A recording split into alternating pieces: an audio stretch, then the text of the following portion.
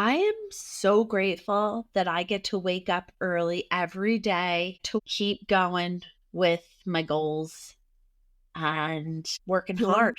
you're saying you're grateful you get to wake up early? I am so excited to hear this. Yeah, like 50% grateful that I get to do that.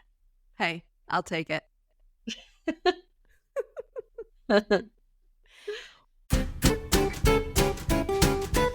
Welcome to the Career Corrective, your career lifeline that gives you laugh lines with Jenny and Allie.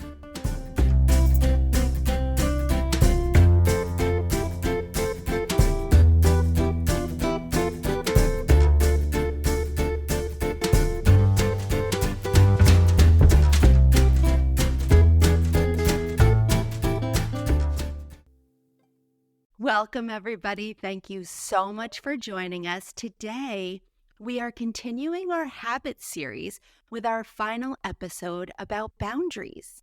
It's the final episode. We may talk about it again, but this is going to be a really good one. And I think it's a great way to send our amazing listeners off because we're going to talk about how gratitude can be a major ingredient in making you successful in setting your boundaries. Yes.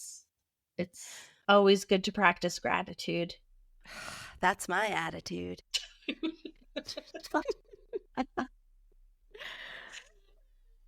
Jenny, did you get your item that we're going to taste for everybody today? I got it. Wonderful. All right, we're on our protein kick and we are going to taste for you all Quest frosted cookies. This is the chocolate cake flavor. Right. And for those of you who are interested, just a quick rundown. It's 90 calories for each cookie.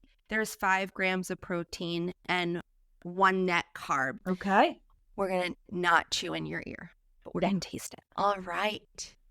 This is, as the flavor suggests, it's called a cookie and it's coated in chocolate, but chocolate cake is the flavor. But I would say cake is more of the texture as well. If you like a cakey cookie, it almost tastes like a very dry ring ding without the filling. I agree. I'm not a chocolate person, Okay. but this is okay. Maybe if someone forced me to eat it, I like my cookies to be chewy. Anytime we taste these Quest products, the best I think it's ever going to be for me is I want something that just satisfies the idea of a sweet. And in the case of the chips, we tried all the different chips, and the taco ones were acceptable, but you're never replacing your Dorito hankering with a Quest chip. Absolutely. You're never going to have one of these protein cookies and think, I just had a regular cookie. That's right. They tried really hard. We're going to try more flavors on here as well, but I'm not a chocolate person either, but I really do like these. And I think the chocolate coating with the few sprinkles on top really does it for me. I always love a sprinkle. So it had me there. And I would dunk it in my coffee. Yes. I think if you dunk it, you're going to get that brick dryness to really soften up for you. Right. Just make sure you have your water bottle close. Always. Yeah. That's just a life hack right there. That's not about this cookie. Got that right. We're going to start with an article from Psychology Today, and it talks about setting boundaries that help relationships bloom.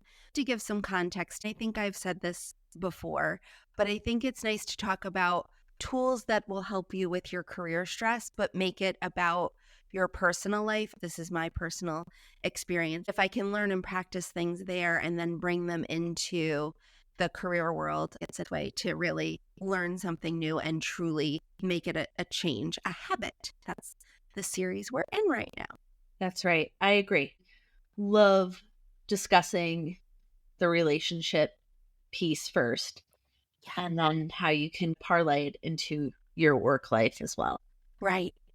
This is great. Some of the key points from the article Mhm. talk about how boundaries protect personal space and foster emotional well being. I'm going to get metaphorical here, but Do it.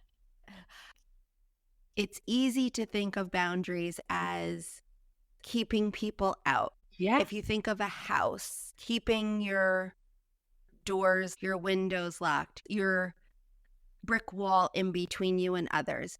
If you were going to make sure your home was safe, literally, your doors are locked, your windows are locked before you go to bed, and keep out anyone who would want to break in. It's just basic safety. And there's Right. some people who don't do Right. that.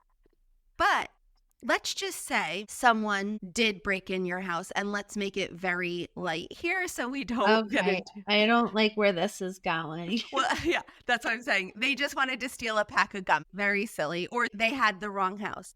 But if you called the police and somebody saw that story in the news, they're never going to say, how dare that person lock their door?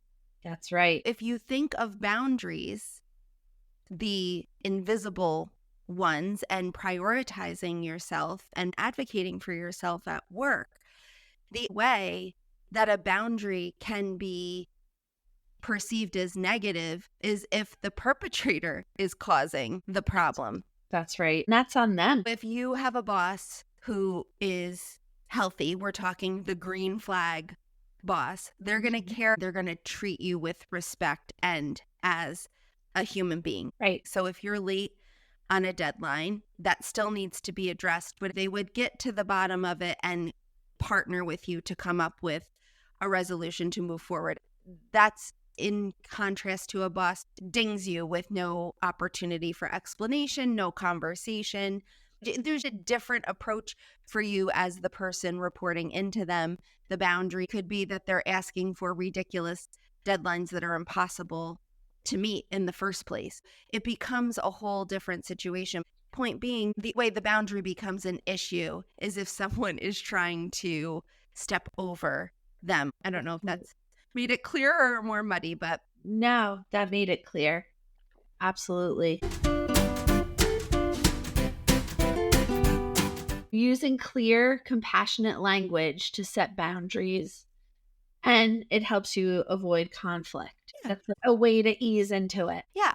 You always want to speak your truth, but you can absolutely do it with kindness.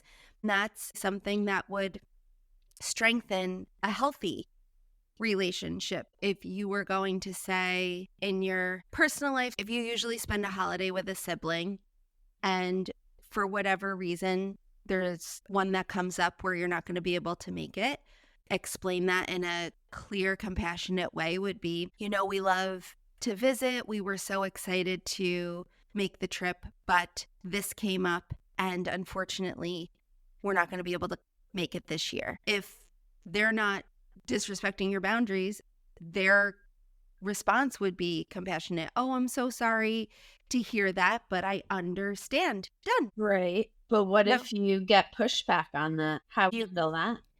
Going back to what we talked about in past episodes, to speak what your action and behavior will be. You don't have to say this, but they don't have to like it, and you can't control or have impact on what they'll do and say. All you can do is stick to your boundary and be as compassionate and kind as possible. If it gets to a point where it's an unproductive conversation, I think just gracefully exiting with something like, I'm very sorry you feel that way.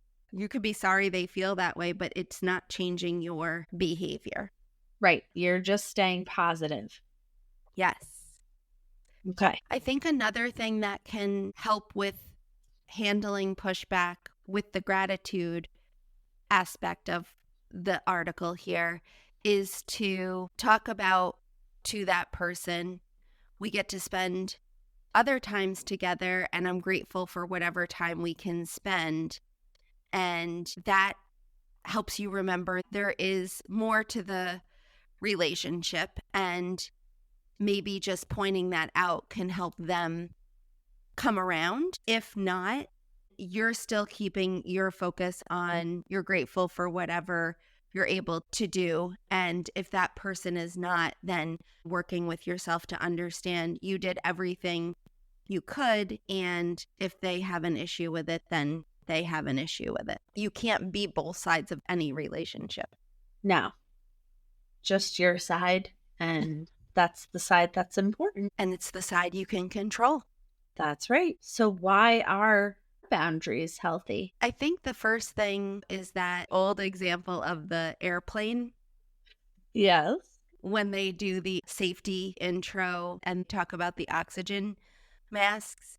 You can't support others and you can't help someone else until you put your oxygen mask on yourself. That's right. If you prioritize your needs, you're respecting yourself. And I think it's really important to remember where somebody is coming from.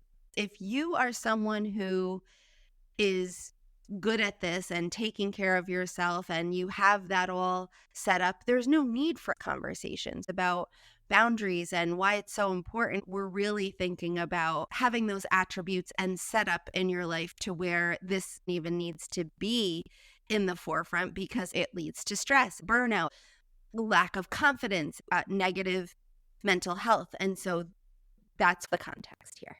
Okay. Yes. If we think about why else they're necessary for healthy relationships, I think in the article it mentions this, and I have seen this for myself and helped others with this. Boundaries are a great flashlight to show you what's healthy and necessary. If you set a boundary and someone respects that, that's going to enhance your relationship. Your relationship will grow. You'll be showing them that you require self-respect. And when they show you that self-respect by respecting the boundary, that's going to make you feel close to them. Or if it's a boss, it would be more likely to stay there because you're being treated in a way that nourishes the back and forth. It makes you feel valued. It makes you feel like, wow, this person is responsible for our department, but they, in addition to liking my hard work, they respect me as a human being. And so that makes me want to work for them and stay working for them. Absolutely. And on the other hand, if you're not respected, enforcing the boundary and setting the boundary will show you that very quickly. This is not a healthy relationship. My boss does not respect my boundaries. It's an opportunity to see if you can move the needle there, because if not, it shines the light on that it's an unhealthy relationship. I like that. I really like the shining the flashlight. Like those scary shows where they go into the hotel rooms. Yes. Because it can be scary if you're not practicing it and you're not comfortable with it. It can be scary. It's for the health. So it's very important. And if you flip that around, it's uncomfortable and avoiding boundaries feels easier initially. If you're saying no, a little kid, if they want a cookie, they just keep asking you and asking you and asking you. If you're busy, you're tired, you've got a lot going on, it feels easier to give them the cookie. And then they think, well, if I just ask that fourth time, that's when they give in. So the boundary, and it's a really silly way to talk about it, but it's annoying, uncomfortable, frustrating to set the boundary with the child and say no. It feels easier to just give it to them initially, but over time, it's going to cause frustration because they steamroll that boundary of you saying no. And that's the same for all of these other relationships, including work. If your boss always throws extra things at you and you're the one who takes them on, then you're going to be complaining that they don't ask anyone else. Right. Yeah. I think without the boundaries, it can lead to you feeling angry and kind of withdraw from the situation. You don't want to do that. Yeah. I mean, at a certain point, what other choice would you have? You think True. you have to set the boundary and enforce it in the first place. People aren't just going to guess and do what's best for you. I wish the world were that way. I do too. This is why we have to keep going with our boundaries, because it's not. Actually, the article talks about too that research shows that families with healthy boundaries handle stress better, have more balance, and are actually closer. It might feel intuitive to say boundaries create distance.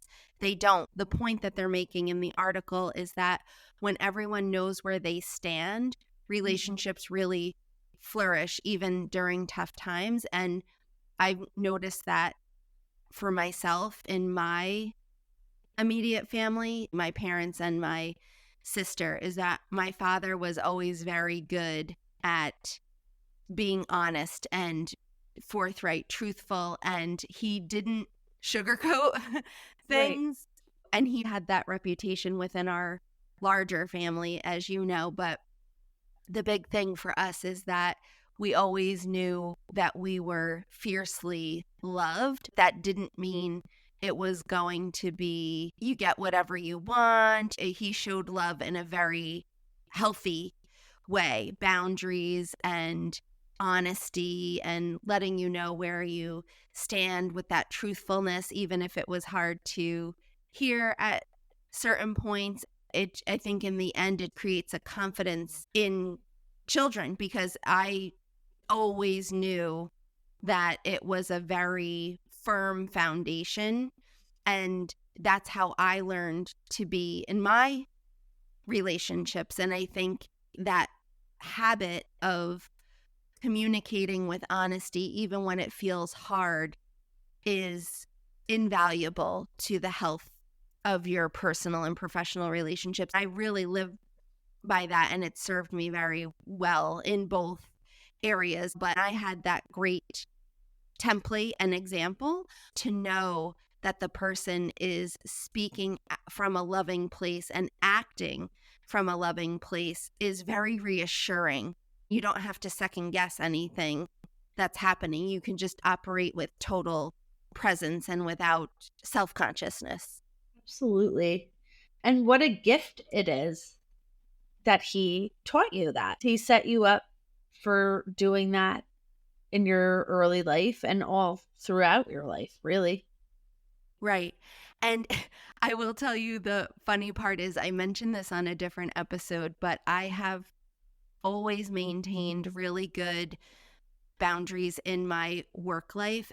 The downside of that is that I do know I've done very well in my career, great roles and promotions and all of the things you would count as stereotypically successful. But I also have had people gossip about me because they don't understand why I would say I'm not able to travel. I will do the meeting remotely, things like that, where anytime I can make my life more balanced, I will. You can't worry about what other people are going to think and do this very well, especially when the environment, like corporate, can feel very judgy and very one way. And there's a lot of things that are unnecessary. And I called them out and wouldn't do a lot of them. There's pushback to that. You have to get comfortable with those types of things and have a real inner sense of self to be able to follow through for yourself sometimes. That's right. Well, really good.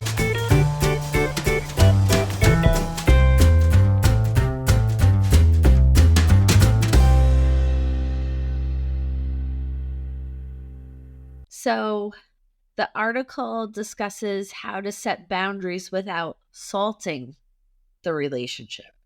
Right. Phrasing is really important when you think about how you want to say things. There's this trend right now. There's influencers I've seen where they'll say, don't speak like a woman, don't apologize, and let's get our man energy, where they'll take a female communication.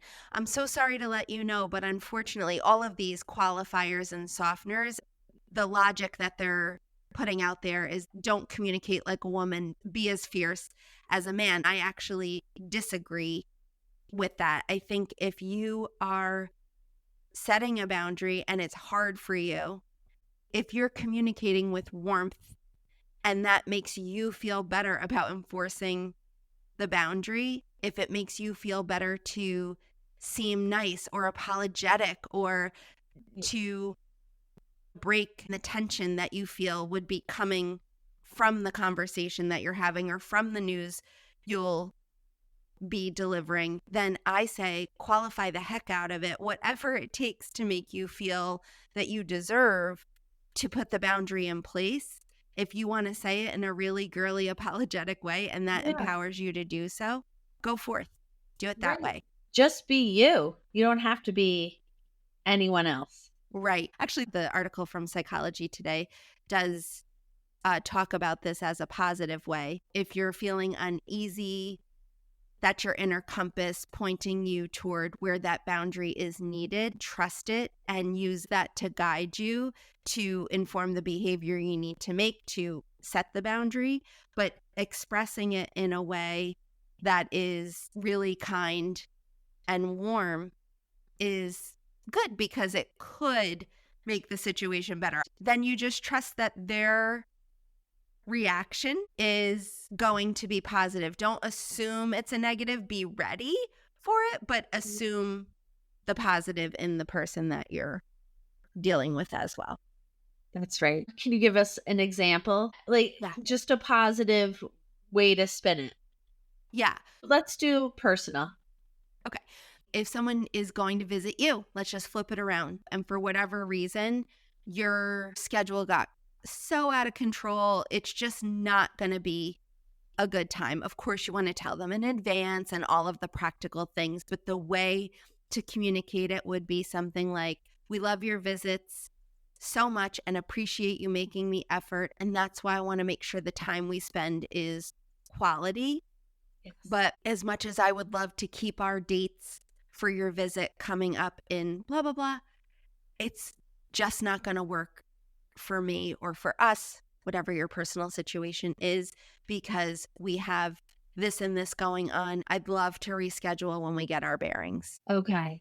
And if they push back and give you a hard time about it, smack them in their face. That's what I was going to say. Over the phone. Over the phone. A phone slap. If they give you pushback, I like to have go-to sayings in my mind. It makes me feel more confident going into a situation. One that I've come up with before, I completely understand that you feel that way, and I'm so sorry. I wish there was something I could do, but in this case, I'm unable to make the visit happen. I understand you feel that way, and I'm sorry you feel that way. And I wish. That's a big... We're wishing. We're sorry. Yeah. But this is what it is. The reason I think it's nice to have those positive statements that are still saying no is because then you don't get worn down. Because when I've helped other people with this, whether it's their boss or whatever the situation is, their boss and coworkers in enforcing their boundaries, they let the logic of the other person supersede their needs. And everyone's got an angle. But what about you? That's right. That resonates with me. Yeah. It does. Because I can use their logic and then it makes sense to me. And right. But then it still just totally negates my feelings and my boundaries. That's where the I wish comes in, because you're also a person. I wanted it to happen too. I'm not trying to get out of it, but the overtaxed schedule still stands and it's not good for me. And I guess even if you didn't want it to happen, it's just nice to pretend. Just start believing. So excited about it. However, yeah. So the key is be ready and prepared for pushback.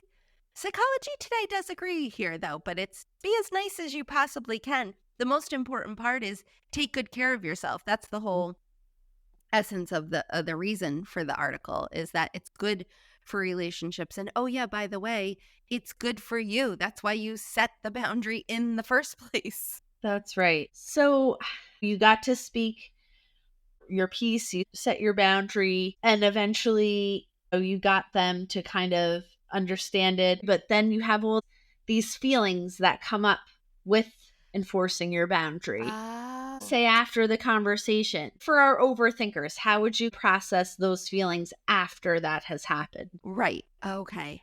I think you've said this before. Talking to yourself. I'm a huge fan of talking Yes. to yourself. And I think how much you need to process is going to be related to how much they're pushing back. Okay. If they're pushing back a lot, if your natural personality is that it's hard for you to set and enforce boundaries, and then they're exacerbating that, that's going to be your biggest need for processing. And I think just talking to yourself to say, this is never going to feel like my personality, but I have to make a choice. Do I want to be right back here again, complaining, Right. withdrawing, anger, resentment, detachment, all the things that it says it leads to? Or I think another big one for people that I've helped is feeling like you don't know what is wrong with you. Yes. You're just in this overwhelmed, kind of frozen or murky state where you just always feel, you come back around to feeling off or tired or all these things, and you don't know why. There is a correlation to burnout and feeling drained. And you can start to see, I can either choose to end up back there, or I can start doing this and just talking to myself and saying, this doesn't feel natural, but what are my alternatives? Right. Okay. I wish I had a more inspiring answer. And if our listeners do, if somebody has had success with how to process that and alleviate your guilt or get stronger and stronger at being able to do it without being thrown off track, we'd love to hear from you. But that's my way, is just reminding yourself of the realistic options and keep encouraging yourself that even if it's not natural, it's healthy.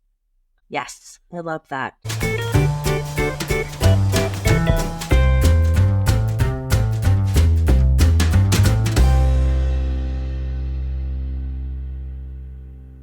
Allie, can you give us some practical tips for boundaries that help relationships bloom? Yeah, I think the article did a great job. And my thoughts on how to move forward with this is, like I said, I like to go prepared into the conversations with something nice. I think this is really helpful. If you can think of saying not right now, instead of thinking of saying no, there's all these things out there, social media and a lot of rhetoric right now that says no is a full sentence, no is a complete answer. I think if it's hard for you, let's not go straight to no. How about not right now? You're getting into the habit of creating a pause for yourself, especially if you're not great with boundaries. You're probably so far down the road helping people before they even get the question out. If you can pause and say, not right now, being consistent with that, not right now, then they can come back and say, how about now? Can we do the thing now? Not right now. Let you know when the now will be happening. Right. You're building the muscle in a realistic way. Yes. Let's not go to the proverbial gym and think we're going to do Krav Maga / kickboxing / circuit training. Let's just get on the treadmill and walk for 5 minutes every day. Hey, start small. Yes. What's something that you could do to keep yourself calm while you're under that pressure? I think this feeds back to our emotional intelligence episodes and self-awareness. If you go into this conversation, think of everybody's worst nightmare boss, like the boss from Office Space. Yeah, I'm going to need you to come in on Saturday. Just think, I'm not listening to their tone. I'm just present enough to hear what they're saying so that I understand if I have to respond, but I'm not taking them seriously. They're not dictating how I'm going to feel. And just remind yourself of that they're never going to be supportive in the way you want them to be. They're a clown boss. Remember that if you're expecting a kind, well thought out, academic, emotionally intelligent response, you're kidding yourself. Going in knowing you're going to get a silly, ridiculous answer will help you not take it too seriously so that you can stay consistent. An example, let's go back to the personal situation. If you have somebody who drops by, doesn't text first, doesn't call, they're not respecting the fact that you say call first. You may have to say, please let me know before you'd like to visit so that I can let you know if it's a good time, and keep going back with that. And if it's someone who's just not hearing you, like, yeah, I just wanted to drop off whatever, whatever it is, that doesn't work for me. I need you to let me know so I can let you know if it's a good time. It's the same thing with the boss. I'm unable to get that report in by such and so a time. You can expect them to say, yes, I need that report by the time I just said. Just being consistent and knowing if you go in expecting them to be kind and considerate, then you're going to get frustrated very quickly. Yeah. It just kind of blows my mind that people, it's respect, really. It's a lack of respect. Right.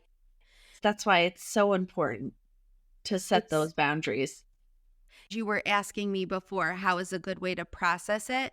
Yeah. I think saying to yourself, the reason I need to do such an immense amount of follow-up and consistency is because this is what I'm dealing with on the other end. I think the mistake and the stress you add onto yourself, from what I've seen in doing this for myself and helping others with it, is that you expect them to be different on the next go round. And in those extreme cases, like the clown boss, I think every interaction you have, everything you do in your interactions with them is teaching them how to treat you. Everything we do with people, we're teaching them how they can treat us. But with people who will cross the line over and over, it becomes the most important, or you're going to constantly be drained and frustrated. Right. So we want to stop it in its tracks. To go back to working out, working those muscles. If you do an amazing workout on one day in January as your New Year's resolution and you don't hit the gym for the rest of the year, you're not going to see results. It's tiny, consistent movements that are going to show you your health gains. It's the same with this. You don't have to be mean. You don't have to tell people off. You don't have to be rude. It doesn't have to be any big dramatic. They can make it dramatic, but exactly.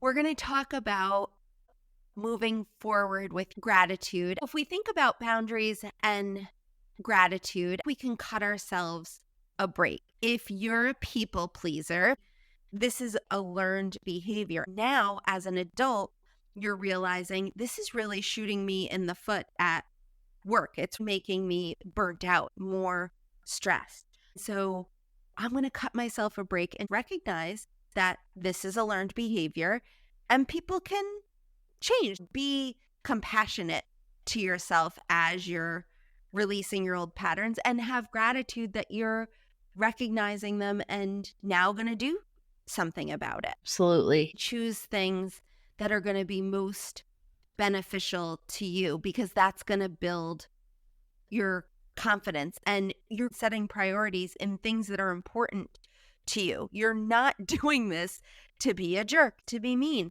You're doing this so you can get yourself back.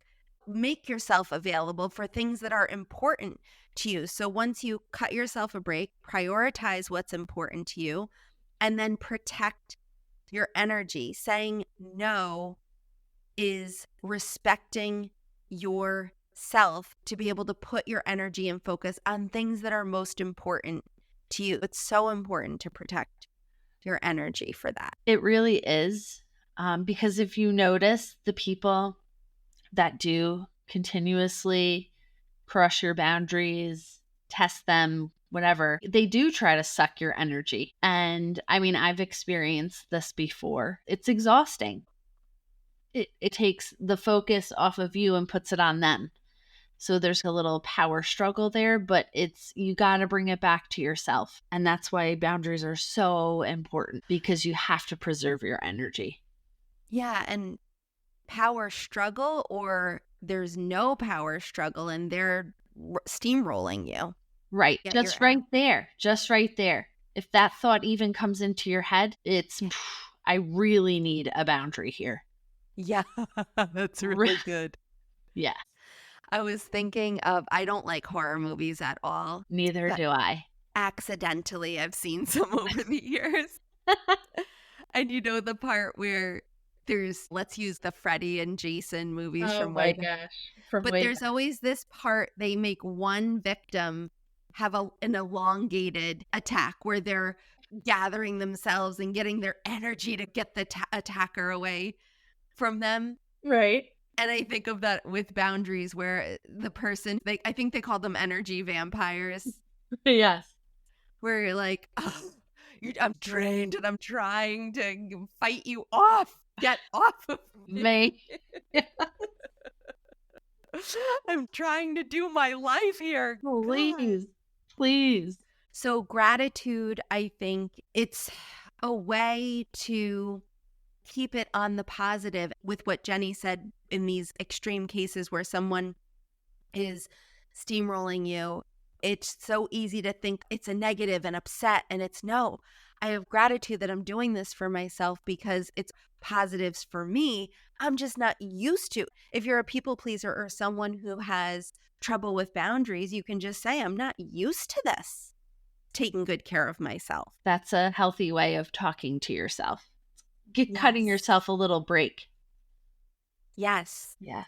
This goes into other episodes where we've talked about advocating for yourself. This is very much advocating for yourself. I think the biggest thing is that we've talked about this prior as well, being crystal clear for yourself before you go into the conversation. The worst thing, in my opinion, that you can do is to drop this bomb of, I'm setting this boundary, and then go back on it. You may as well have never spoken up in the first place. That's right. If you remember that your worth, your value is not tied to someone else's opinions. You setting a boundary doesn't mean they're going to like it. And I think the more they don't like it, the more you can tell, like Jenny said, who needs the boundary in the first place. That's exactly right. As far as gratitude, when I was first reading the various articles and thinking about this episode, I thought it was pretty funny to say gratitude relating to boundaries. But really what that means to me is that it helps you stay focused on the bigger picture, reminds you of what is good, what is healthy, even when you're challenged, because it will fuel you and motivate you to protect yourself. The boundary is there to protect you. When we think about being consistent, starting small and making sure that you follow through for yourself, you can think, what are you grateful for at your work? I'm grateful that this is a paycheck. I'm grateful that I get to buy things for my family because I have this job. I'm grateful that I'm able to do this job. Then put your energy where you most want it to be. And of course, there's going to be constraints within that. You do have a job to do. You do have a job description. You are working beyond your job description in most cases. And there are some practicalities. But if you start to look through this lens of, I'm grateful, what's important to me, and I want to start taking this proactive approach and teach people how to treat me. I think you'll find a lot of little hidden areas where you can move that needle. If you do tiny, consistent changes in your work life or starting with your personal life where you're creating that little extra space for yourself and the good things that you want to protect, you're going to start to feel a cumulative change. That's right. So, Jenny, we promised our amazing listeners that we were going to talk about your boundary at work with getting away from the computer more. And I was wondering if we could give them an update. Absolutely. So, what I started to implement was just setting a timer for myself every day. Same time every day. I'm going to get up and I'm going to get outside and go for a walk. That was it. And very simple. So, I did start doing that. Yes. And it feels really good because it's just, this isn't time for me. Yeah. Everything can wait. Nothing's gonna, come crashing down if I do this. Right. And when I get back to work, I'm a little more clear. I've been doing it, and it feels really good because I'm holding myself accountable and I'm building my confidence to kind of keep adding to it. My goal is to eventually just walk all day and not do any work. I think I'm going to get there soon. We're going to get you to be a terrible employee if it's the last thing. It's so nice of you to say, I'm holding myself accountable, where I'm asking you every day, how's your break going? When is the break? Do you think your break lines up with my break? What color is it on your calendar? Pink? That's just my color for personal things. Sometimes purple. You be you. Do blue if you'd like. If you feel you need your break in turquoise, then live your dreams. Live your dreams. But pink is the best color for it, just as an FYI. More of a fuchsia? It does make a difference, even if it's short and sweet. We're talking 10-minute chunks here, 15-minute chunks. Nothing crazy. It really does. Because, if you're just on your computer all day, you're going to get burnt out. Yeah. There's just no doubt about it. So. And there's always more work. Oh my goodness. Absolutely. It's always going to be there. So there was an episode of the show Growing Pains from the 80s. I loved Growing Pains. Where Mike Seaver, who's Kirk Cameron, turns off the TV. Uh-huh. And then he turns it back on. Okay. And he cannot believe that the TV show played without him watching it. I think the same thing at work. The work is going to keep piling up, whether you're there to handle every little microsecond of it every day. Just realize if you're an anxious achiever and you do very well in keeping up with your work, you're never going to be caught up. That's not the goal. To do a great job and add value, great. But take your breaks and walk away because it is not worth it to burn out. No, I've learned that the hard way because I thought, I'm just going to keep at it and get ahead of it. But there's no getting ahead of it. So if you all want to see Jenny today, she'll be at the beach while she's supposed to be working. All day I'll be there. Yeah. I was at the beach yesterday. Amazing. The water was gorgeous. I sent you a picture. Did you see it? I love it. Yes, it was a very aqua blue. That's also a good color for your breaks on your calendar.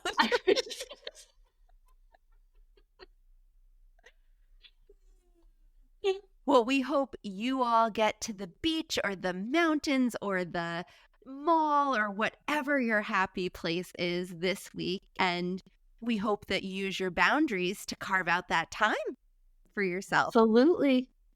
Because it's only healthy and positive, and the relationships that will flourish within that will be very rewarding to you. And the ones that needed the boundaries in the first place, you'll be grateful that you're not letting them run your life anymore. Keep us posted, write to us, let us know how you're doing. And our shining example, Jenny, beaching it up while she's supposed to be working. I don't take, meetings while I'm on the beach. No, if you ever are on a conference call with her and hear a whooshing in the background, that's not her at the beach. It's the dishwasher. Yes, It's because she's not. doing multitasking chores like a That's right. self-respectable person. Well, good luck with your boundaries this week, everybody. We can't wait to see you again next week when we continue our series on habits. And thank you for hanging out with us today. We can't wait to hang out with you again. But in the meantime, we love you. We do. Have a good one, everybody. See you soon. See you soon. Bye. Bye.